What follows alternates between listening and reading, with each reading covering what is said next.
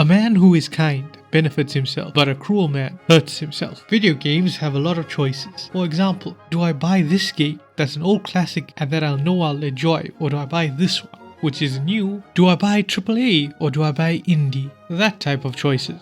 But believe it or not, there's even more choices in video games when you actually play them. I know, what a bizarre concept. Really? Really? Really? Really? Really? From gameplay mechanics that you can choose to use or not, like parrying or dodging, to leveling systems to customize your character. But the one I want to focus on today is the narrative choices, specifically between a good or evil playthrough. For those people watching this video and have no clue of how video game narratives are, let me explain. Video games are a very interactive medium of storytelling, and oftentimes the developers will allow the players to affect the story by their own choices. The player choices, that is. Oftentimes in video games, the developers will put an evil and good storyline, where the good storyline often leads to a very happy or joyous ending, and the evil one leads to a very disastrous and gloomy ending. Now, I'm here to tell you why the good playthrough is always the better one. Despite what people think, video gamers have emotions. Just look at BlizzCon 2018. We don't have any plans at the moment to do PC. Do you guys not have phones? Yeah, you guys all have phones, right? Now, doing good in video games is not only emotionally satisfying, because all these gamers are emotionally invested in all of the games they play. Well, not all of them, but most of them. Studies have shown that when you do acts of kindness, your brain actually releases good chemicals like oxytocin, serotonin, and endorphins, which make you feel incredible.